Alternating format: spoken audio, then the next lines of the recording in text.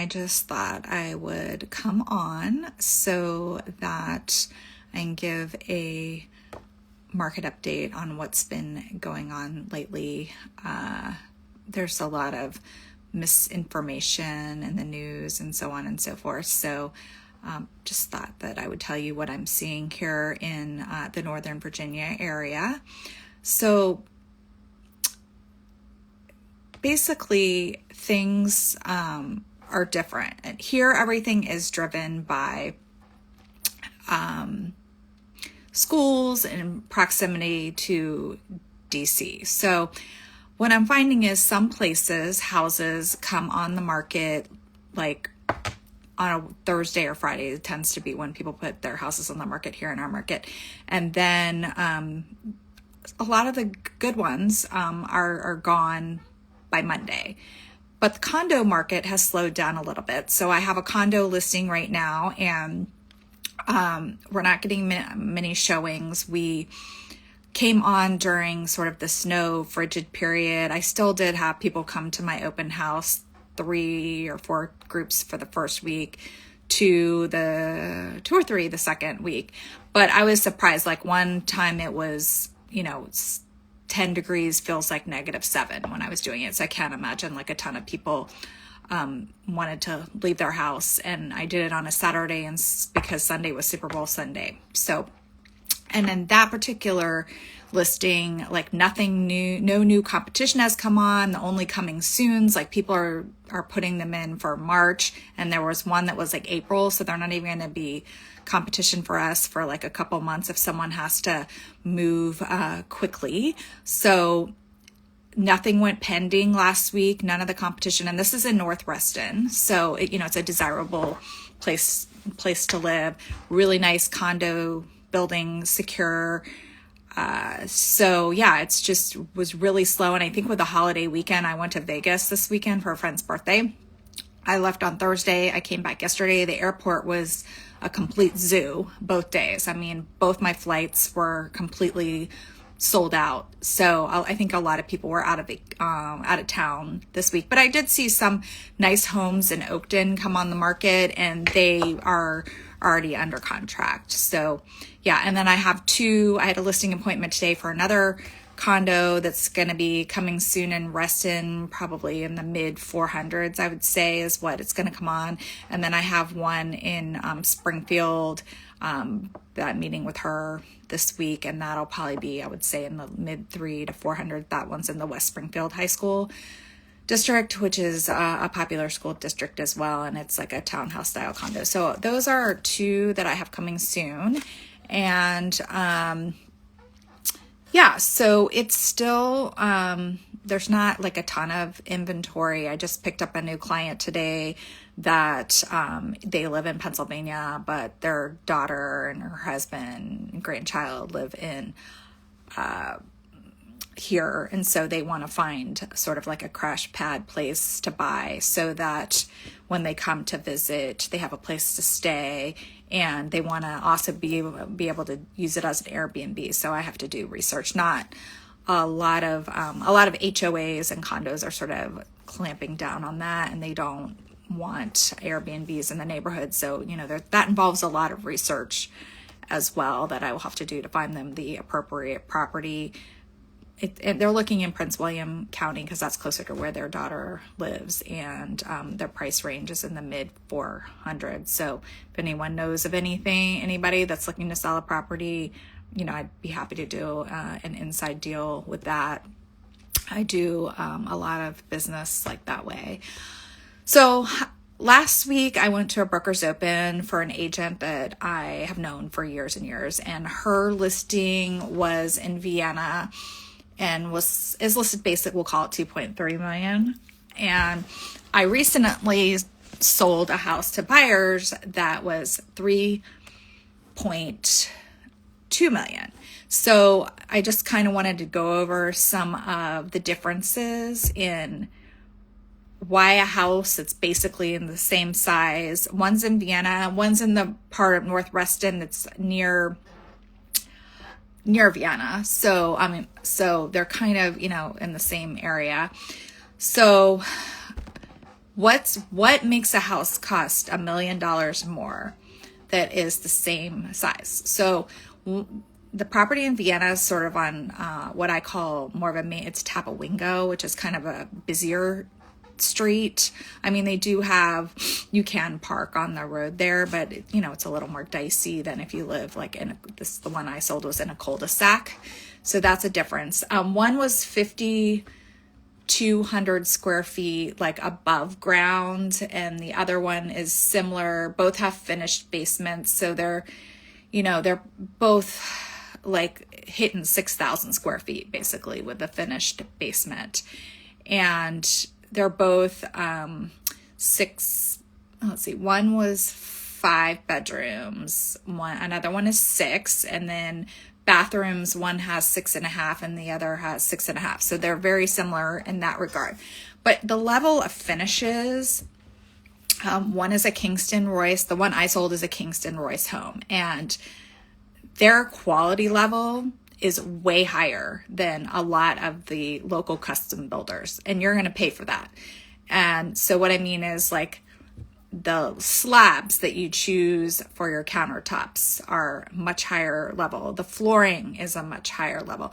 And just little things I noticed, like with the way the tiles are matched up. So like the one in Vienna, that house, the shower alone was like $8,000 for the shower.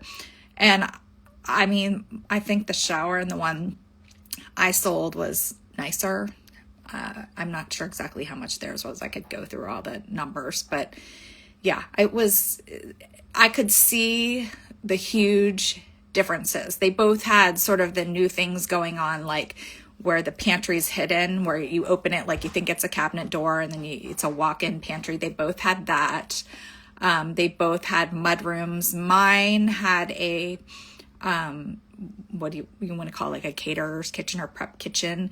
So again, that's why that adds to that extra $1 million. The lot sizes, the one in town of Vienna is like 1/4 acre, where mine one was a 1/2 acre. So a little bit bigger. I mean, they want a pool. The one I sold, they want a pool, so they had to get a bigger lot so they can add that on later. I think the screened-in porch on mine was nicer. Now they're making them so there's a railing, but the screen is like on the outside of that railing, if it makes sense, versus the kind they used to do where it was kind of like little areas, square areas. So the screened-in porches have gotten much nicer as well. And then they both had bars in the basement. Mine has what we'll call, like, people are really into wellness rooms now. So mine had a wellness room with like a sauna and the gym, and mine had a actual specific media room. The other one that was $1 million less didn't have like a true media room, but it has a very large recreation room, if that's what you want to call it. So you could split that up and do that if you wanted to. But I would just say really the biggest differences were the finishes. And I know $1 million more sounds like insanity, but you can really tell, like, they had on one of the houses, they had the tile on the fireplace, and I feel like the tiles didn't match up, and I felt like for $2.3 million, they should really be perfect. Let's see what else. One had a 5-car garage, one had a 2-car garage, so that's another difference. So yeah, so those are the main differences, because you'll look at the footprint of a house and you think, gosh, why they look the same? They're both moderns. That's a huge thing now as people are building moderns. The Craftsman were sort of all the rage there for the last like 5 to 10 years. Now we're getting more into moderns, which I have some opinions on that, because there's these moderns in Vienna. Don't get me wrong, they're beautiful home. They have these beautiful windows, but you got your neighbor across the street looking in. I mean, like, they can see straight in your house, and the windows are so large. I don't even know, like, people don't usually put window coverings on them, and they remind me of houses in California where they have those windows, but you're looking at the ocean, or you're not on like a street with cars going down it. So, yeah, so that's just my thoughts. I only was able to go to one Brokers Open this week. I went to Vegas for a friend's 50th birthday on Thursday and came back yesterday. And let me tell you, the airport was complete chaos because I guess it's a holiday weekend, which since my kids are, adults now, I totally don't even realize, when's their school and when there's not school. And my husband works for an international company, so they don't get President's Day off. So yeah, so everyone seemed to be out of town for Valentine's Day and for the holidays. So, and I know it's a huge ski weekend usually, but Dulles was like insanity. And like I said, both my flights were full. I'm not really a huge Vegas person personally. I have a severe allergy to cigarette smoke, and so I've like now had a headache for 4 days. But I did stay in a smoke-free hotel, and it didn't matter because you're just walking around when you walk to go to casinos or shops or whatever. So I went to 3 amazing restaurants. One was one of the Joel Robuchon, which is French. They don't have the Michelin rating system in Vegas. It's supposedly coming back because when the economic crisis hit a few years ago, they took away the rating system for some reason there. So I kind of looked like what it was before. You can figure out what it was before, and most of them were, 2 of the 3 were Michelin rated. One, Joel Robuchon, we went to L'Atelier, which was good. I'd already been to the other Joel Robuchon. I mean, the other Joel Robuchon is like the higher one. They all had tasting menus, and they were all good. The second one we went to, which was really the best one, was Guy Savoy, which looks like Guy Savoy. That would be the American way probably to say it, but it's really Guy Savoy. And they were 2 Michelin star, and we did the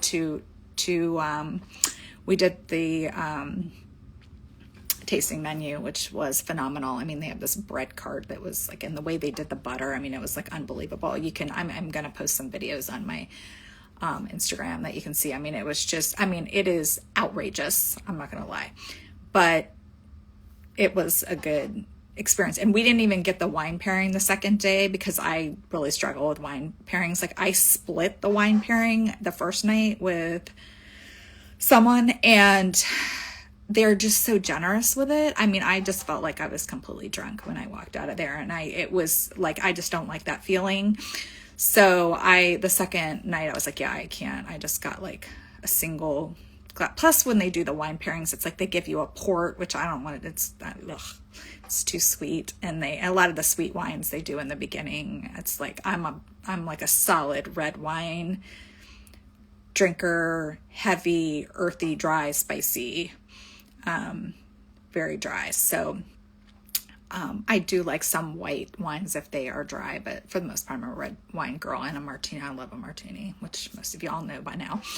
So, and then the third one was a smaller restaurant that wasn't on the Strip. It was my first time being in Vegas and going off the Strip, and it was called Partage.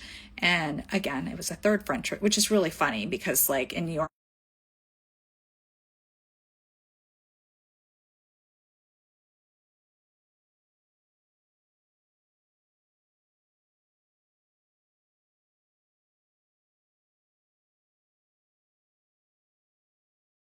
single glasses of wine, and it was great. All their wines were French, and the people came from France, and they all had the French accents, and so it was like a great experience. So I would highly recommend that restaurant as well. It's kind of in a strip mall, so you pull up and you're like, what are we doing? But totally worth it. So those were the 3 restaurants I went to. And then I went to the spa at the Bellagio one day. I'm really into health and wellness, as a lot of you probably know. So I've been doing Dr. Peter Attia's protocol where you do 15 minutes in the sauna, 3 minutes in the ice bath, then you go back to the sauna for 25 minutes, and then you go back to the ice bath. So the first round of the ice bath, I can usually only get into like here, and I keep my arms out, but the second round I can usually submerge myself to here. So I'm getting better at it, but it's, supposed to be good for you. We'll figure it out. And then I did the red light bed, which I have a red light mask I use for my face, but they have a whole bed you lay in for like 20 minutes. So I did that. And then I got like a facial, done. And it's just, I just don't understand,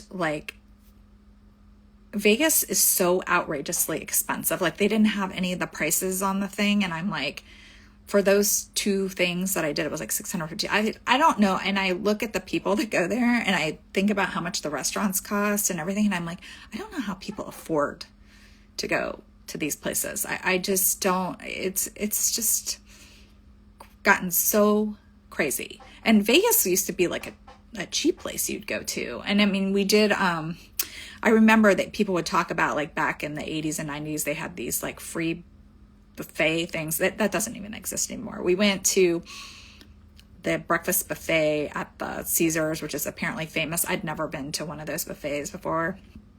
And it was just so many choices. Like, I couldn't, like, it was just too much for me to wrap my head around. Like, I came back with like 5 plates, and I was like, okay, I'll just try a little bit of everything. I mean, everything was good.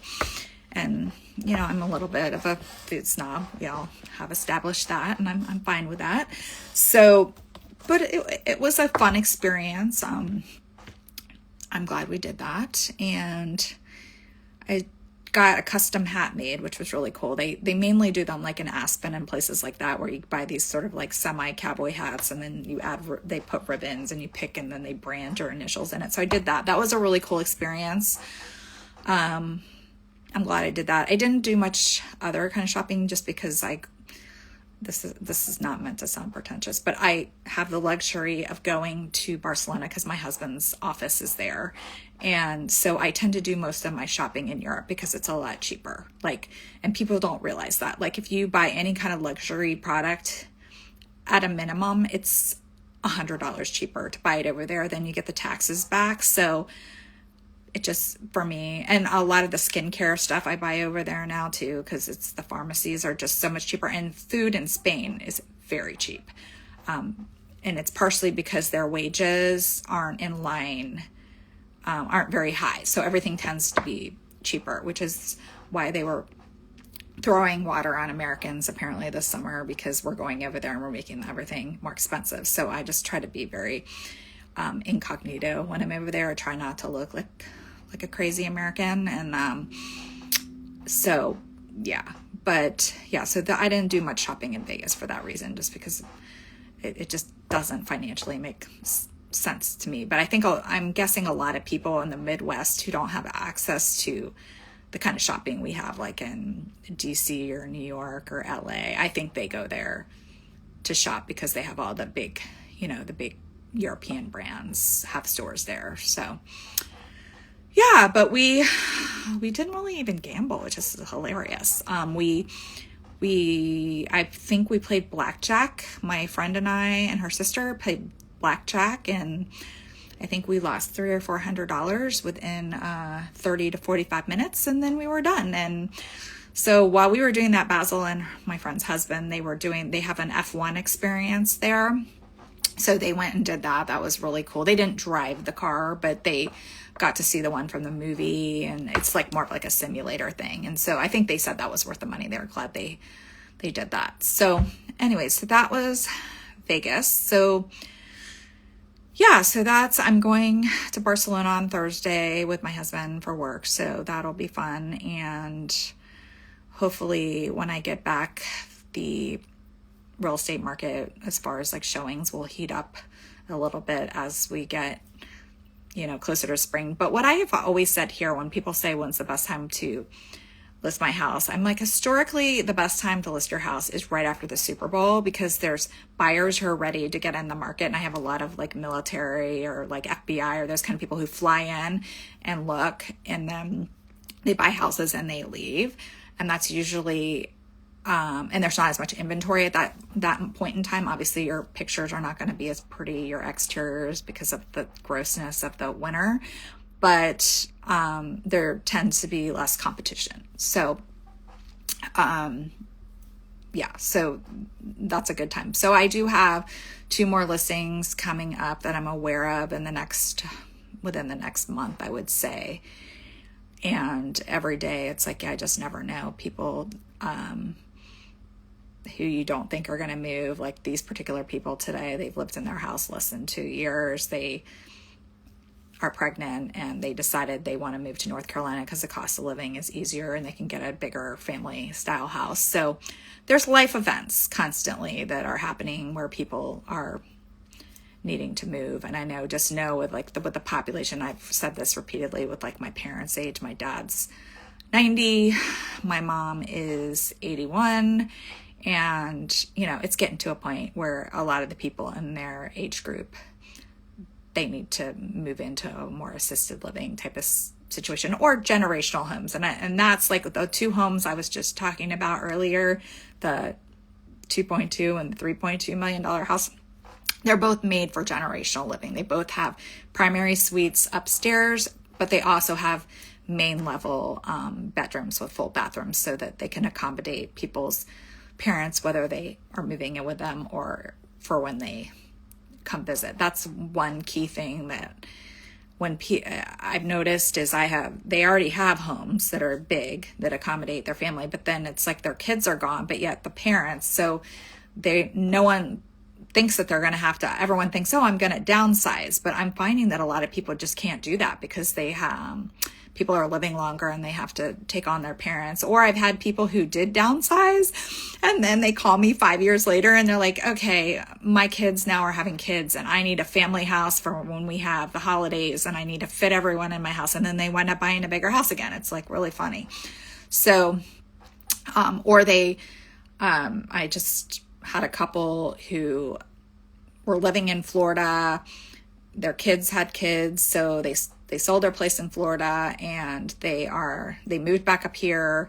And then after this winter, they're like, we're buying a crash pad in Florida again because we've decided to spend 3 months there, but we're going to be here. So yeah, so there's definitely a lot of life events, and interest rates are definitely lower than what they have been, which should help. And I think a lot of the buyers who had buyer fatigue, who sort of were trying to find a house, couldn't get one, decided to rent for a year, are now getting back in the game, because a lot of people, I'm like, okay, when's your lease up? And they're like 60 or 90 days and they're trying to get back in. So that is the market update for this week. I know it's kind of long and some of it was unrelated, but people ask me about places I go and restaurants I go to and so on and so forth. So I like to share things that I think are great that everyone should, experience. So